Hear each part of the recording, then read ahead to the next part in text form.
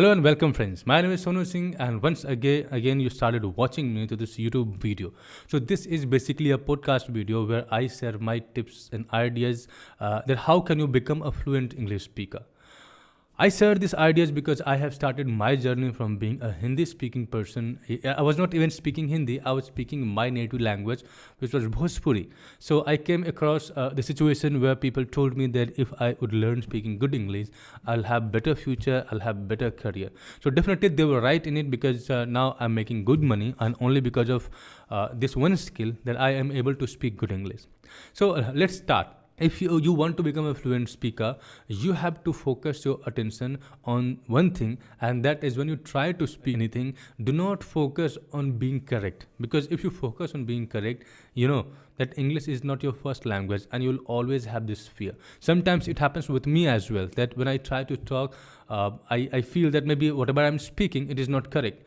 It took me really long time to overcome this thing. Like I'm talking to you right now, so I don't care that my grammar is weak or my grammar is bad. I care about only one thing, and that is the message that I want to communicate with you. I am communicating it properly or not. So I noticed one thing because I record the video. So first I edit it, I watch it, so I come across every minor details, that what are the things that is problematic and what are the things that is good. So I noticed some mistakes, and automatically slowly it started being reduced. So you have to do the same thing, that first you have to develop a habit of speaking. Second, you have to stop worrying, or you have to stop being scared that you will commit mistake. That happens. It doesn't matter you speak your native language. If you take the help of somebody who understand your language, they will find out so many grammatical error. And I can point out towards one thing, that when you try to talk even in Hindi language, you use so many words that doesn't belong to Hindi language, but you use it. Why? Because these words are in trend. So when you try to talk to somebody, you build a rapport. Suppose I am talking to you, so even if there is grammatical error, I build a rapport with you. There is a connection. So when I am trying to say things, and if I only say few words, you will understand it. Suppose you meet a British person, or you meet somebody, and you have no other option to talk to him. So what will happen?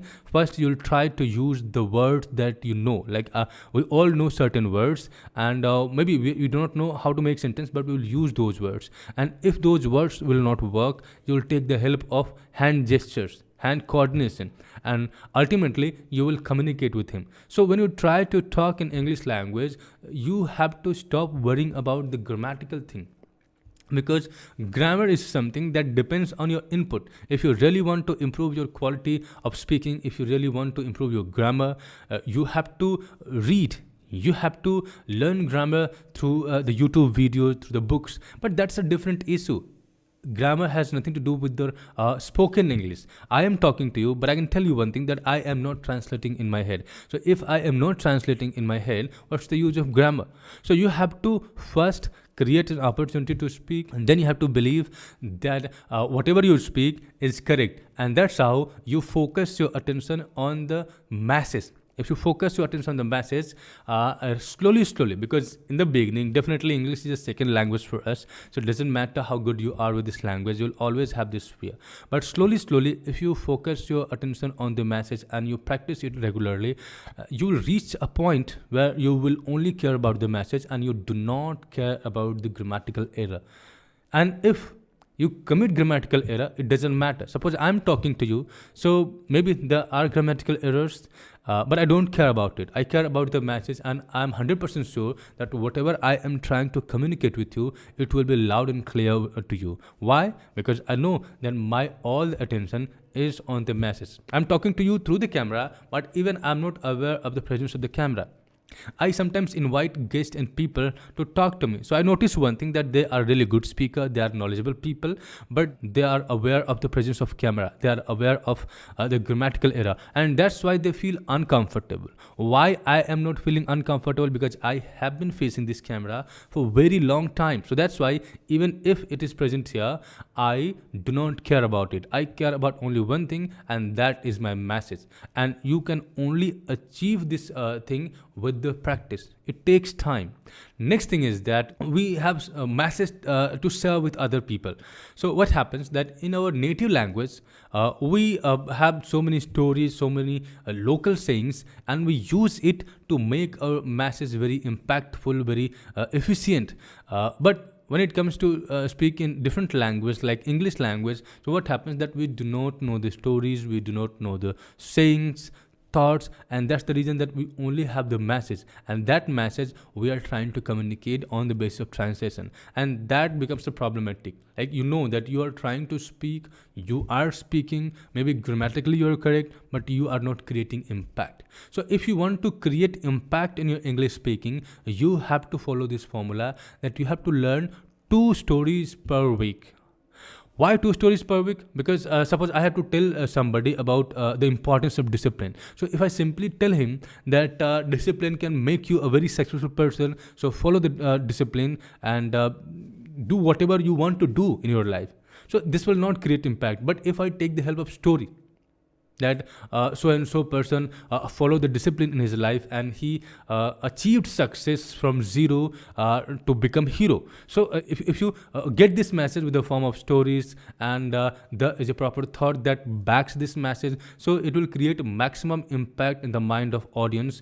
And that's the reason that stories and thoughts are something that is a wonderful tool to speak good and amazing English. Next thing is that you have to focus your attention on learning at least 1 or 2 idioms every day. Because if you listen to the native speakers, or if you listen to the people who are good English speaker, they use idioms more often. So if you learn 2 idioms every day, it is not a big deal, you can do it. But slowly you'll increase the number of idioms that you remember, and you'll keep using it. And then you notice one thing, that whenever you try to speak, or whenever you speak in English language, people appreciate you and people listen you. So idioms are something that can make your English communication very good and very impactful.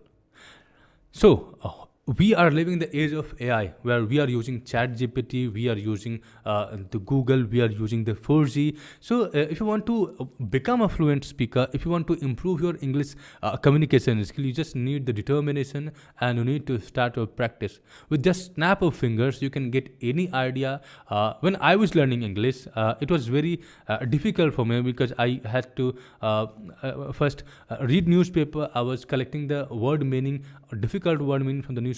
I was mentioning it in my rough copy, and then from a rough copy I was trying to search it from the Oxford Dictionary. So searching the word meaning in the Oxford Dictionary was really difficult task. Like, it used to take me around 40 minutes or 1 hour to search 20 to 30 word meaning. But right now you have the mobile phone open in front of you, and with the help of fast internet speed, you just search it, and within few minutes, like, it will take you only 10 minutes to search the meaning of 20-30 word meaning. So see that how your time is reduced.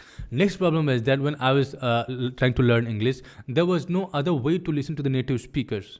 But right now every person has the mobile and internet connectivity. So you just put in the earphone in your ears and start listening to the native speaker, start listening to their lectures, podcasts, and that's how you'll get the opportunity to listen to the native speaker every day without paying any money, without any cost. So these are the things that is very helpful to create that environment. So maybe you're living in remote areas, like you're living in rural areas where there are no people around you who could speak English, or who can understand English. But still, with the help of internet, you can create that environment. You can even find out the English speaking community as well, because there are so many people out there on Telegram or on various applications where they are looking for people who want to practice English speaking.